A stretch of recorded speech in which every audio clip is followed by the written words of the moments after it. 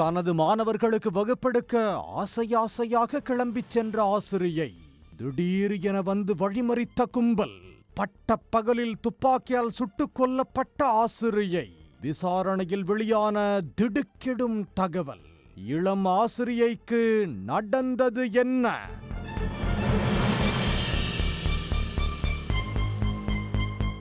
உத்தரப்பிரதேச மாநிலம் ரேபரேலியைச் சேர்ந்தவர் ஷிவானி வர்மா.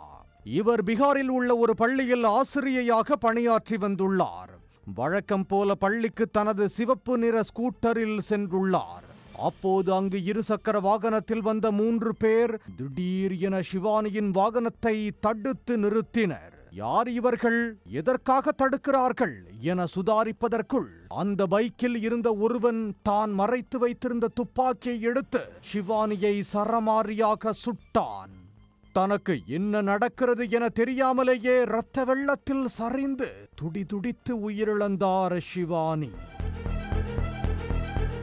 இதை பார்த்த மக்கள் பதற்றத்துடன் ஓடிச் சென்று பார்த்தபோது ஷிவானி உயிரிழந்து கிடந்ததை பார்த்து அதிர்ச்சி அடைந்தனர். தகவல் அறிந்து சம்பவ இடத்திற்கு வந்த போலீசார் ஷிவானியின் உடலை மீட்டு பிரேத பரிசோதனைக்கு அனுப்பி வைத்தனர். ஷிவானியை கொன்றது யார், காதல் விவகாரத்தில் கொல்லப்பட்டாரா என போலீசார் விசாரணையை தீவிரப்படுத்தினர்.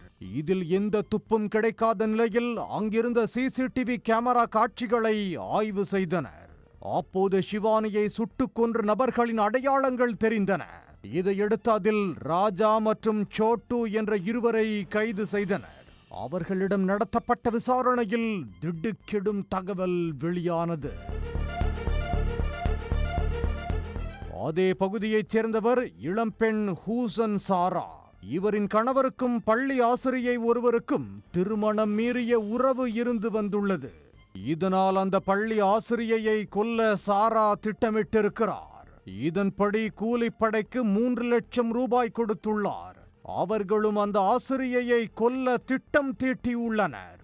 அந்த ஆசிரியை சிவப்பு நிற ஸ்கூட்டரில் தினமும் பள்ளிக்கு செல்வது வழக்கம். அவரை கூலிப்படையினர் தினமும் பின்தொடர்ந்து கண்காணித்துள்ளனர். இதன்படி சம்பவம் நடந்த நாளன்று சிவப்பு நிற ஸ்கூட்டரை பின்தொடர்ந்த கூலிப்படை ஆசிரியை என நினைத்து ஷிவானியை சுட்டுக் கொன்றது. காரணம், ஷிவானியும் அதே சாலையில் அதே போன்ற ஒரு சிவப்பு நிற ஸ்கூட்டரில் செல்வது வழக்கம். சம்பவம் நடந்த நாளன்று அந்த ஆசிரியை விடுப்பு எடுத்த நிலையில் ஷிவானியை தவறுதலாக கொன்றுவிட்டு தப்பி ஓடியது தெரிய வந்தது.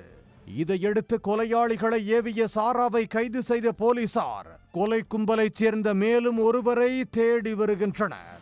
ஆள்மாறாட்டத்தால் இளம் ஆசிரியை தவறுதலாக சுட்டுக் கொல்லப்பட்ட சம்பவம் பீகாரில் பரபரப்பை ஏற்படுத்தியுள்ளது.